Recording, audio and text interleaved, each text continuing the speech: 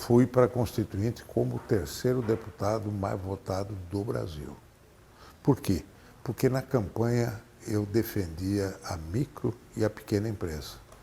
E dentro da Constituição, a nossa vitória foi o artigo 179 da Constituição, que obriga o tratamento diferenciado aos pequenos, e daí nasceu o Simples, nasceu o MEI, microempreendedor individual.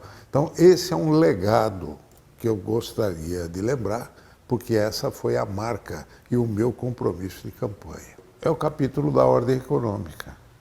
Esse capítulo da ordem econômica, nós fomos vitoriosos em todas as comissões para defender o legado do direito à propriedade, da livre iniciativa, da concorrência de mercado. Portanto, esses princípios foram colocados dentro da Constituição. Através do tempo, estão sendo implementados, mas ainda nós temos que quebrar muito a cultura corporativista. Aqui nós temos uma cultura de corporativismo de Estado, que nós não conseguimos quebrar na Constituição. A nossa Constituição é muito detalhista, mas a gente há de compreender que naquele instante havia uma demanda da sociedade e os grupos mais organizados exerciam maior pressão.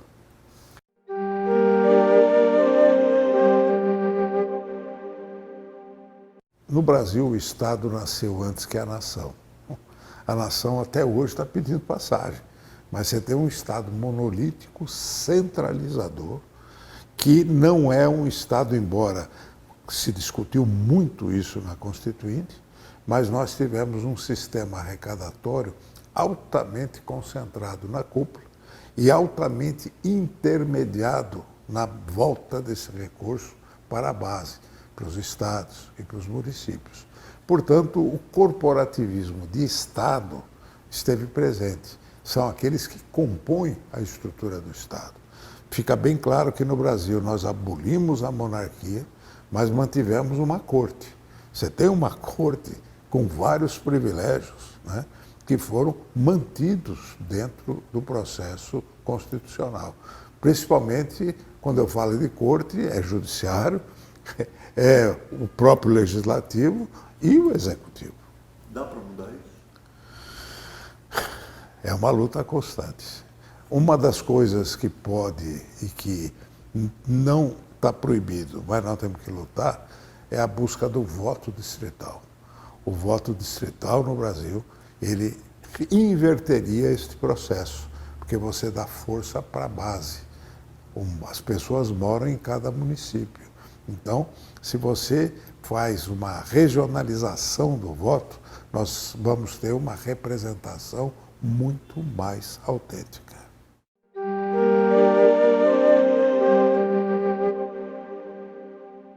Bom, na verdade, é que foi apelidado de Centrão na Constituinte, mas eu fui um protagonista nesse processo. Peguei uma jovem geração de deputados, como eu, naquela época, 35 anos, era considerado um jovem, né?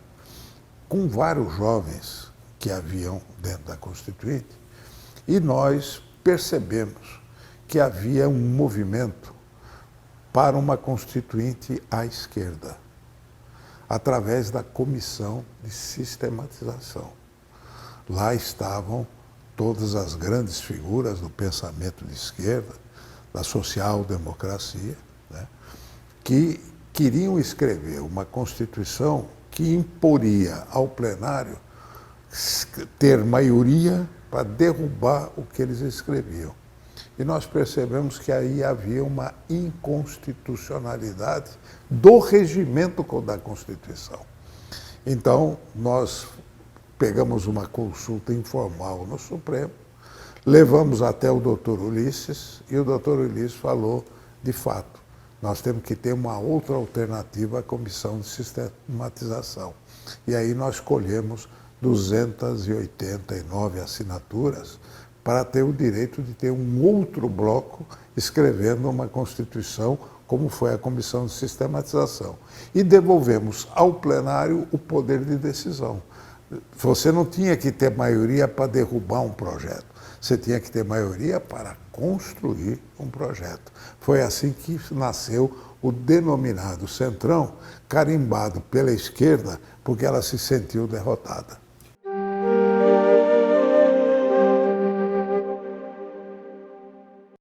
Olha, a nossa aposta era pela estabilidade democrática, jogar o jogo da democracia. O que mais se ansiava era a eleição direta para presidente. Tanto é que eu me preparei para ser candidato à presidência da República. E foi o maior número possível de candidatos. Tanto é que o Lula foi para o segundo turno com 14%, porque era muito fragmentado, né? Então, o anseio de todos era participar daquilo que seria o símbolo da democracia. Se elegemos errado, a conversa é outra, porque não deu certo. O presidente eleito caiu por um impeachment votado pelo próprio Congresso, previsto dentro da Constituição.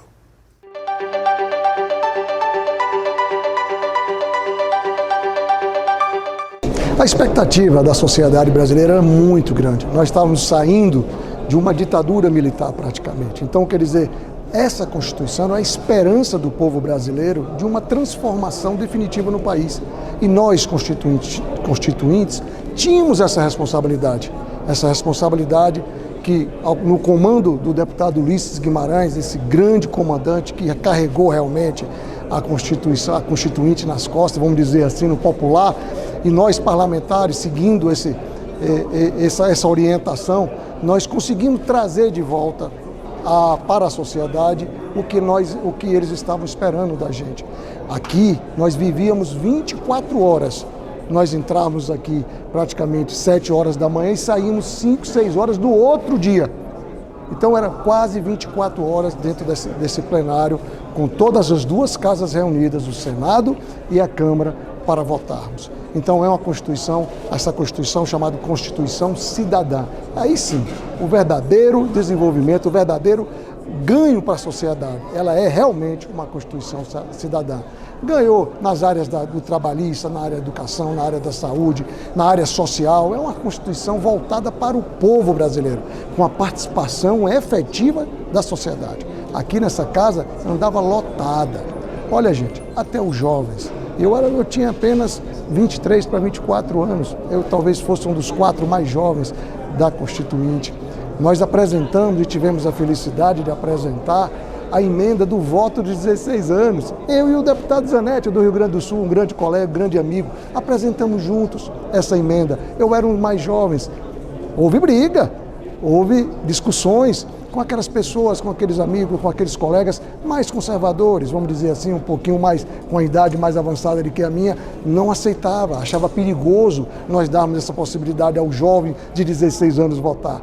Muito pelo contrário, meu pensamento era o contrário. Nós tínhamos que mostrar aos jovens da nossa capacidade de trabalho para que eles confiassem na gente e votassem com a gente, votassem com esses colegas que achavam que que iam perder espaço na vida pública. Então, eu estou muito feliz.